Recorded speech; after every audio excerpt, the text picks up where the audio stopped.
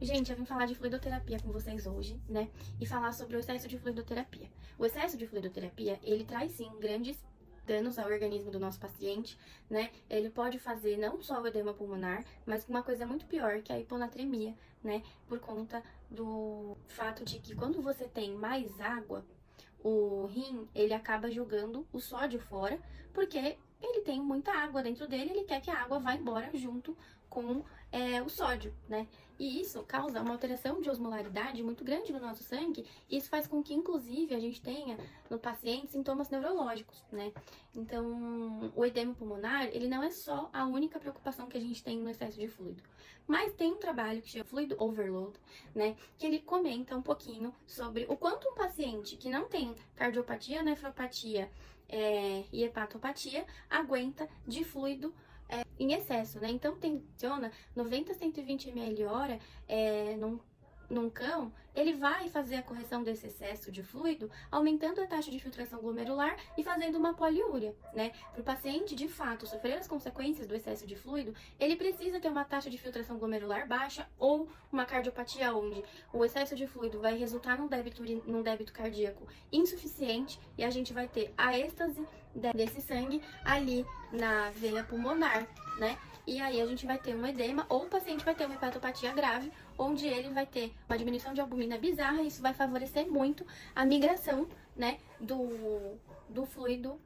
para o interstício, né? Mas tirando isso, gente, o paciente, ele não vai morrer se você acabar fazendo o excesso de fluido. Por que eu tô falando isso? Porque eu vejo que tem muita gente que tem medo de fazer soro no paciente, tem medo de fazer uma prova de carga decente, uma ressuscitação volêmica decente, e acaba deixando esse paciente internado, hipoperfundido, desidratado cronicamente, sendo que ele tá lá justamente para que você restabeleça e corrija toda essa questão, né? Isso acaba fazendo com que o prognóstico do paciente piore, a recuperação do paciente piore, ele continue produzindo radicais livres por hipovolemia, lactato diminua de forma mais lenta e esse paciente sofra aí as consequências inflamatórias de uma hipovolemia porque você tem medo de fazer fluido, né? Então, se o paciente chegou com uma pancreatite, ele chegou com uma parvovirose, ele tá ali com sinais de choque, TPC aumentado, lactato lá em cima, tá com taquicardia, taquipneia,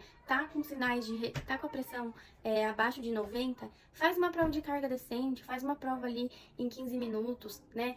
Deixa seu paciente calcula a taxa, deixa seu paciente na taxa que você calculou, né, certinha. Você não precisa deixar ele numa taxa mais baixa, porque você tem medo do soro fazer mal, né? É claro que isso é muito diferente quando você atende um paciente idoso, quando você atende um paciente que tem doença renal crônica, quando você atende um paciente que tem suspeita de insuficiência renal aguda, que comeu uma planta bizarramente tóxica, tipo cica, e ele vai fazer uma hepatopatia aguda, né? Então, assim, a maioria dos casos de choque hipovolêmico que a gente atende são em animais que têm condições de receber fluido e eles não recebem essa fluido por medo do veterinário fazer o soro, né? Então, assim, eu vou deixar esse artigo para vocês lerem, tá? Eu não tô aqui para banalizar o excesso de fluido do paciente. Isso pode sim trazer danos ao tecido, piorar o prognóstico, mas na prática eu vejo muito mais gente fazendo soro de menos por medo do excesso do que ao contrário, sendo que na verdade a gente não pode fazer nem soro de menos nem soro de mais. A gente tem que saber fazer o soro e saber monitorar esse paciente, né? Então eu vou deixar o artigo para vocês, tá? Lá no meu Drive, vocês já sabem onde encontrar, na minha bio, para vocês verem que é verdade esse bilhete, que para vocês terem aí noção de quando vocês realmente precisam ter medo de fazer soro no paciente de vocês, tá bom? Beijos! Gente, não vai sair por aí falando que eu falei que pode fazer 90 ml quilo-hora de fluido que os bichos vão viver. Não, isso é um limite ali que o trabalho usou, né, para contextualizar que um paciente, ele consegue compensar, né, a hipervolemia quando ela acontece, né, até mesmo nesses altos valores de fluido que são infundidos de forma aí iatrogênica, tá? Então, assim, a gente tem que tomar cuidado, a gente tem que calcular o nosso soro e recalcular para ver se tá certo e ficar de olho, tá? E monitorar, monitoração, tá? A gente precisa monitorar os sinais do nosso paciente, ok? Ok. Então, tá bom. Beijo. Agora eu tô indo embora.